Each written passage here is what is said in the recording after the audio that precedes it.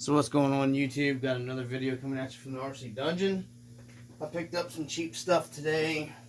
A friend put me onto an idea that I haven't tried with the crawlers before. I'm going to give it a shot with probably these wheels and tires that are on the crawler that I'm working on for my daughter. These foams feel real nice in these tires, but these are easy to mess with to get the bead locks apart. So I'll probably do these. What it is, I picked these up. I'm sure there's better ones. He said, I forget the names of the ones that he said weren't better. I just got these. Now you guys are going to laugh maybe, but you know, some of the crazier ideas work really well. These are hair donuts from a Dollar Tree. And what he was showing me, they do make these that are in different sizes. So, you know, if you've got like a 4.75 tire, I think they make these actually, believe it or not. I think, like, I didn't go in Family Dollar or anything because I just bought the cheapest ones I could find to try. see if I liked them. You know, it was $4 for all four. So, if I don't like them, then you know it's not a huge loss or anything. And you know I'm sure my daughter will play with them, so, you know, which would make sense. These would probably come close to a 4.7 tire, 4.75, or maybe a 4.5. Because once you stretch this around your rim, you know, I mean that's probably going to fill out the tire pretty good there. Like I said, they're just hair donuts. They do make them in different sizes. I'm only out of $4 if it doesn't work, if I don't like them. Like I said, I'm gonna try them out in this truck. This is that hodgepodge of Red Cat Gen 7 that's got the Demon axles under it that I've set up, got connectors and stuff soldered on. It's got a controller and everything. I've got to work on. I've got to gear it down a little bit. It's insanely fast on 3S. I was running it on a 3S last night, and the ESC that's on here doesn't have a drag brake at all, hardly. So I'm gonna try to gear it down a little bit. I don't know what pinion is on here, but it's entirely too fast. So I'm gonna have to drop it down pretty far to get some speed out of it. You know, or take some speed out of it. It's ridiculously fast. With this 3S, you can just blip the throttle and this thing rides wheelies. It's insane. But anyway, it's gonna be taking this apart. I got the links straightened up. I got them turned around how they should be. Everything clears pretty good. Definitely I'm probably eventually gonna swap the shocks out. I mean, these will work for now. I may play around a little bit with moving the shocks back inward a little bit and see if that gives a little more articulation. Like I said, it's not going to be anything fantastic. I got to slow this thing down quite a bit. So I'm going to be pulling the gear off of here, the pinion gear, and seeing what we got. I actually picked up something. I haven't messed with my electric stuff for a long time. I've been organizing. The Dollar Tree sells these little containers for $1. They actually have a latch on them, so they close up real good. You can shake these things around. You can organize them real nice. I've got them by the tooth count. I kind of just put like the 14 pinion gears that are 32 pitch and the 48 pitch together. I'll probably make little labels here. You know, they'll hold several different pinion gears in each one, so you could put however many, you know, you wanted, and you could get 4 or 5. This is all the ones I have left. I used to have a lot more Robinson Racing gear, pinion gears. I've gotten rid of them. But anyways, I got that for $1. And you can hang it. It has a little hanger. That ain't bad for $1. If you want to sort your pinion gears, I thought that was well worth it. The C2X, it's got an interior in it, and I wasn't sure what size. I want a driver's and a passenger. So the Dollar Tree had these. They're pretty detailed for $1, guys. action figures, and it's just like an army guy, and they're pretty articulating, it looks like. So I'm hoping they'll fit in there pretty good. Like I said, if not, they're $1. My son and my daughter will definitely play with them. I'll give him the army dude, and then the karate army chick or whatever, I'll give that to her. But they were $1. I'm going to be seeing how they fit in the C2X, so I have a driver's and a passenger in there. We'll just see how that goes later. I will show you guys. Like I said, I ordered the bumper mounts. They haven't came yet. I got the bumpers, the red cap bumpers for this. I don't really want to let her run it without the bumpers because I'm afraid she'll run this into herself, and this thing's kind of sharp, or run it into something else, or, you know, I'm waiting for the bumper mounts to come in before we actually run that thing. I wanted to share something else with you on the C2X. God, I love this truck. Let me get the controller here and turn it on. Transmitter, whatever. Oh, I took the batteries out of it. Okay, so anyways, I had one of those real cheap light kits that you buy on eBay. I ended up buying like close to probably 4 or 5 of them light kits. I want to make sure the camera, guys, hold on, make sure my camera didn't turn around on me. Yeah, no, it's still recording good. Okay, so anyways, I had 4 or 5 of them light kits just laying around. So I went ahead and I'll show you if I kept the pieces here, what I did. They're the ones that come with the little chrome like bucket where it goes into, and it has the nut that you just drill, put a hole in your body. You tighten it down, but you got that kind of, it's like a gaudy looking chrome end piece. I mean, they're okay. I used them a lot in my other crawlers when I first was getting into the stuff. And I was looking here. I don't see. Here's the piece. They have this little. It's like a little plastic collar, okay, that goes up in there. And you see where the 2 little holes where the wire for the LED comes through. So it tightens against this, and that's what holds it in that little headlight bucket ring. And like I said, those light kits are cheap. You get usually 2 brake lights, and then that are 3mm, and then 2 5mm LED headlights. And I just cut these off and just turned them into a standard. Let me get it turned around here, like a standard light kit that would go in like your RC 4-wheel drives or whatever. So I just split that collar and took it off, and mounted them right in the hard body here, the RC 4-wheel drive Toyota body.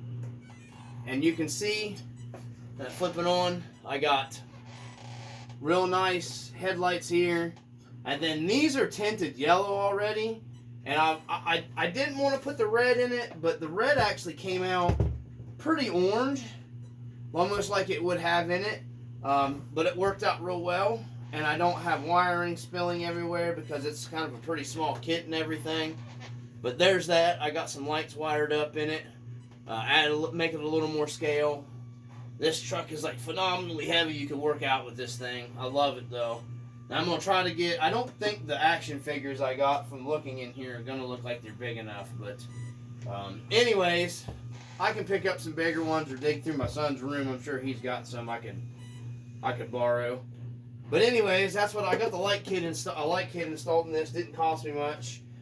You guys are looking for maybe a light kit for that C2X running that cab, and you could always, run the taillights to the back and your headlights or whatever, and they may even make the kit now. It has the actual, I know they do because I have them in my eBay cart. So I've got 4 or 5 different light kits I'm actually buying because I like to put lights on all my stuff. Even, I guess you've seen the Wraith.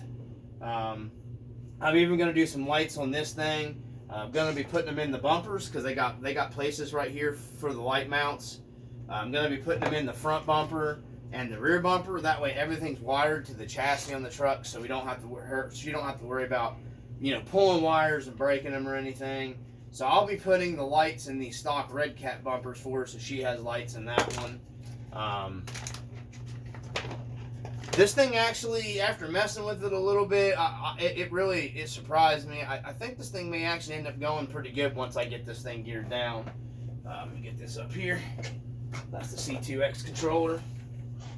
The Wraith, I did some little different stuff with it here. I'm going to get it up here for you guys and just show you what I did. I bought this flatbed piece from RPP Hobby, is where it come from. Okay, RPP Hobby. And I had this like a fastback mod on this cage, and I was putting all this together. This is an AMF. It's just a aluminum flatbed kind of. Well, I call it a flatbed now. Tray that goes over here. Kind of nice if you're going to mount stuff in the bed for scale stuff, or just to cover your cage if you fastbacked it.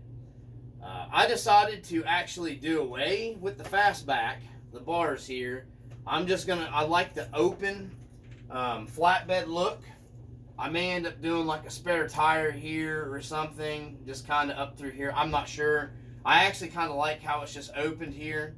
This plate doesn't weigh hardly anything, so shouldn't affect anything on the, trailing or anything like that on the Wraith. I'm hoping to get my new shocks pretty soon for this thing. I'm going to get a set of just cheaper piggyback shocks for it.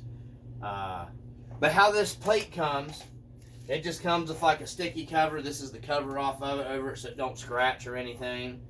And anyhow, when I started doing the fastback, when I had the links here, I just used, the Wraith links.